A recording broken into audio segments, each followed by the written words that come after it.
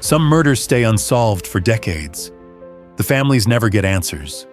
The killers walk free. The cases go cold. But sometimes, years later, a detective reopens the file. A new piece of evidence surfaces. Technology catches up, and the truth finally comes out. These are 5 cold cases that haunted investigators for years. Cases that seemed impossible to solve, until they weren't. The brutal truth that justice delayed is still justice, and some killers can never truly escape. The Golden State Killer terrorized California for over a decade. Between 1974 and 1986, he committed at least 13 murders, 50 rapes, and over 120 burglaries across multiple counties. He was meticulous, careful, almost impossible to catch. He wore gloves and a mask. He studied his victims for weeks before attacking. He called them on the phone to taunt them. He broke into their homes in the middle of the night. He tied up couples and raped the women while the men were forced to listen. He killed without pattern or predictable motive. Law enforcement had DNA evidence from multiple crime scenes, but no match in any database. They had sketches, but the descriptions varied. They had his voice on recordings, but voice analysis technology wasn't advanced enough. The case went cold in the late 1980s. Decades passed. The Golden State Killer became a legend, a ghost, a monster who got away. Investigators retired. Victims died without ever knowing who destroyed their lives. The case seemed unsolvable. Then, in 2018, investigator Paul Holes had an idea. What if they used genealogy databases? Companies like 23andMe and Ancestry.com had millions of DNA profiles uploaded by people looking for relatives. What if they uploaded the killer's DNA profile to a public genealogy site and looked for familial matches? It was a long shot. It had never been done before in a criminal investigation. But Holes was desperate. He uploaded the DNA to GEDmatch, a free genealogy website. Within weeks, they had a hit. Not a direct match, but a distant relative. Then another, and another. Investigators built a family tree going back generations. They narrowed it down to a specific branch of the family, then to a handful of potential suspects. One name kept appearing: Joseph James DeAngelo. He was 72 years old, a former police officer living quietly in a suburb of Sacramento. He had no criminal record. He was a grandfather. He seemed like the least likely suspect, but the DNA didn't lie. On April 24, 2018, investigators collected DeAngelo's DNA from his car door handle and a tissue he discarded. It was a perfect match.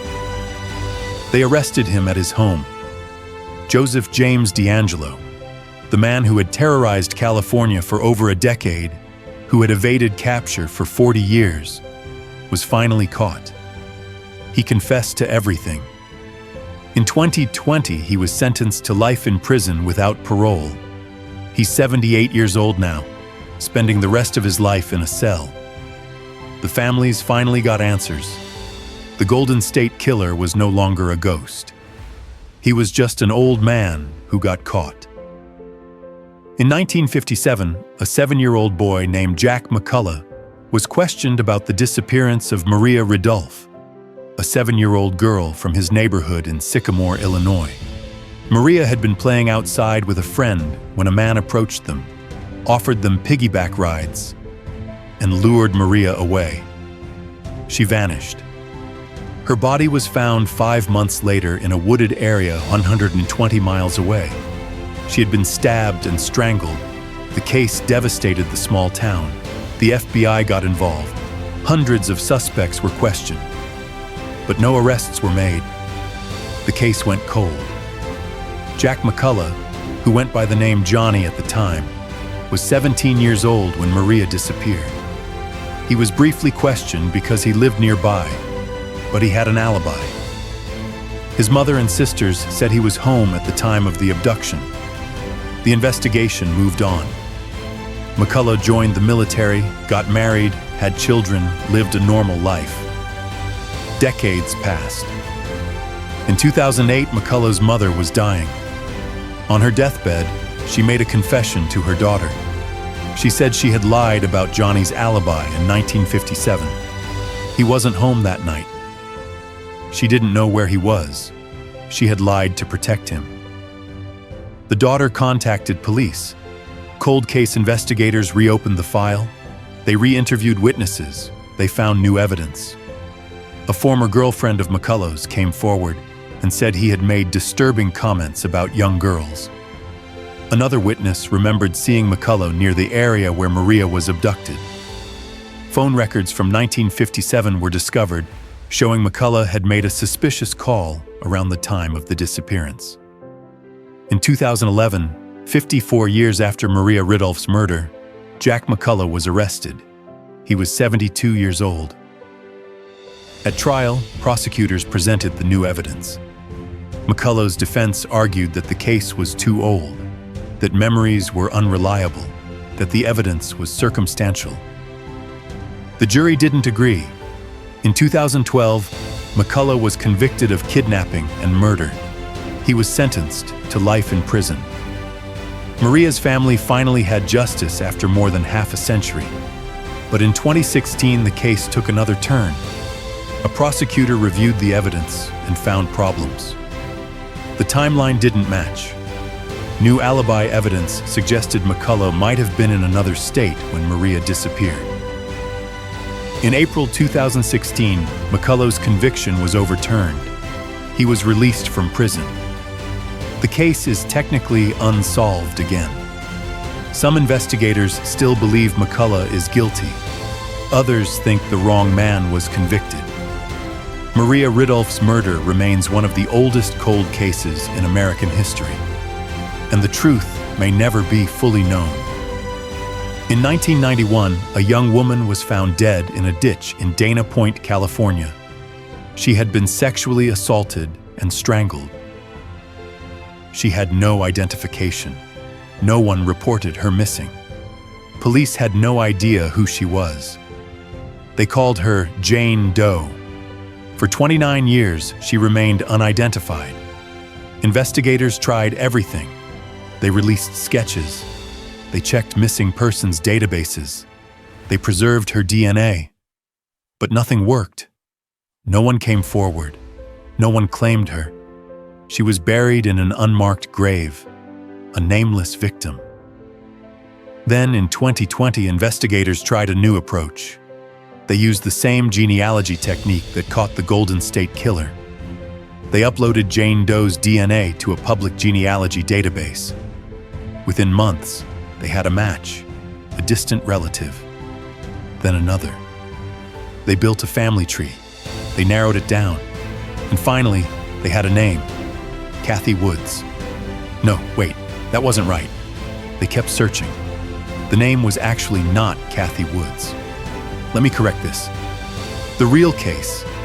In 2020, they identified her as a woman who had been reported missing decades earlier. But the report had been filed in a different state and never connected to the body in California. Her name was finally released to her family. But here's the breakthrough.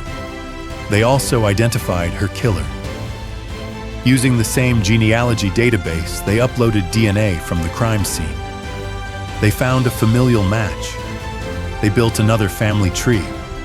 And they identified a suspect who had died years earlier. The case was solved, but the killer was already dead. Justice came too late. The family finally knew what happened to their daughter, but the man who killed her never faced trial. He lived his entire life free and died without ever being caught. Until technology caught up with him. Even in death, he was finally identified as a murderer. In 1995, a 14-year-old girl named Nacole Smith disappeared from her home in Michigan. She was last seen getting into a car with an unknown man. Her body was found 2 weeks later in a wooded area. She had been sexually assaulted and murdered. Police had DNA evidence from the crime scene, but no match in any database. They had witnesses who saw a car, but no clear description of the driver. The case went cold. Nacole's mother, Jennifer Smith, never gave up. She called the police department every year on the anniversary of her daughter's death. She kept the case in the media. She begged for anyone with information to come forward. Years passed. Decades passed. In 2020, investigators decided to use genetic genealogy. They uploaded the killer's DNA to a genealogy database. They found distant relatives. They built a family tree. They narrowed it down to a man named Arthur Ream. Ream was already in prison for the murder of another young girl in 1986. He had been a suspect in multiple disappearances of young women in Michigan, but there was never enough evidence to charge him. Now, with the DNA match, they had him. In 2021, Arthur Ream was charged with Nacole Smith's murder. He was already serving life in prison, so the new charge didn't change his sentence. But it gave Nacole's family closure. They finally knew who killed their daughter. They finally had answers after 26 years. Ream has never confessed. He maintains his innocence, but the DNA doesn't lie. And Nacole's mother finally got the justice she fought for. In 1988, an 8-year-old girl named April Tinsley was kidnapped while walking home from a friend's house in Fort Wayne, Indiana. 3 days later, her body was found in a ditch 20 miles away.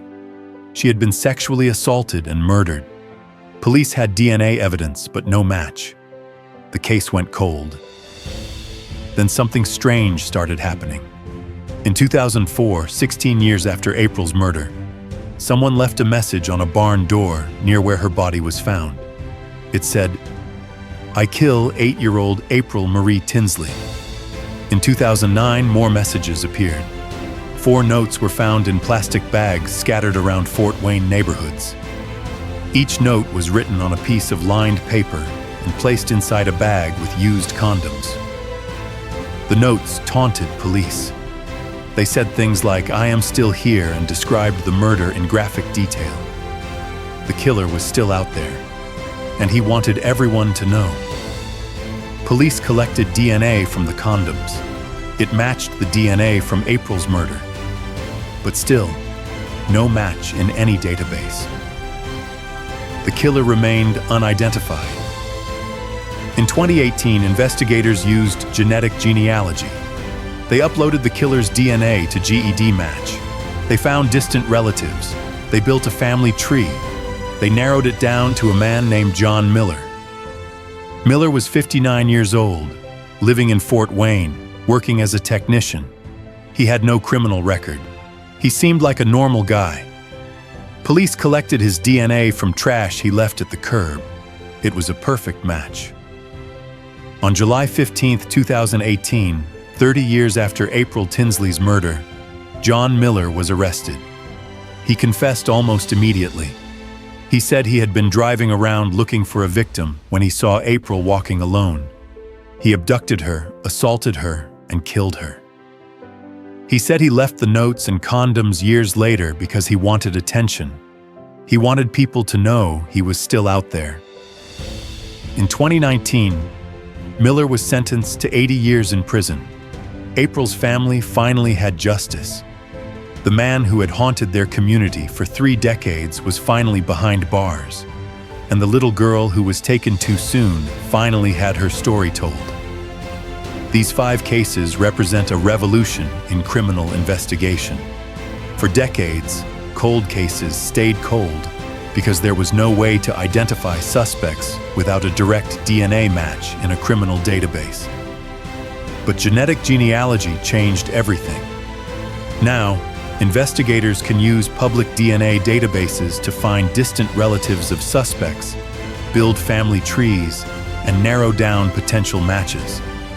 It's the same technology people use to find out if they're 2% Irish or discover a long-lost cousin. But in the hands of law enforcement, it's a tool for solving murders. The Golden State Killer case proved it could work. Since then, hundreds of cold cases have been solved using the same technique. Murders from the 1970s, 1980s, 1990s are finally being solved. Families are finally getting answers. Killers who thought they got away are being arrested decades later. But it's not without controversy. Privacy advocates argue that people who upload their DNA to genealogy sites don't consent to having their information used in criminal investigations. They argue that it's a violation of privacy, that it turns everyone into a potential suspect. Law enforcement argues that if you're not a criminal, you have nothing to worry about. That solving murders is more important than privacy concerns. That victims deserve justice, even if it takes decades. The debate continues, but the cases keep getting solved. Right now, there are investigators across the country uploading DNA from unsolved murders to genealogy databases, building family trees, tracking down suspects, knocking on doors, making arrests. Some of these suspects are in their 70s and 80s. They've lived entire lives since committing their crimes. They got married, had children, became grandparents. They thought they got away with it. They were wrong. Because DNA doesn't forget. Technology doesn't stop advancing. And justice, even when it's delayed by decades, eventually catches up. This is the brutal truth about cold cases. They're only cold until someone decides to make them hot again. Until a detective refuses to give up. Until a family keeps demanding answers. Until technology catches up with the past. And when that happens, killers who thought they were safe discover that there's no statute of limitations on murder, no expiration date on justice, no escape from the truth. The cases in this video were cold for decades, some for over 40 years. The killers lived free thinking they'd gotten away with it, but they didn't. They were just waiting to be caught. And eventually, they all were.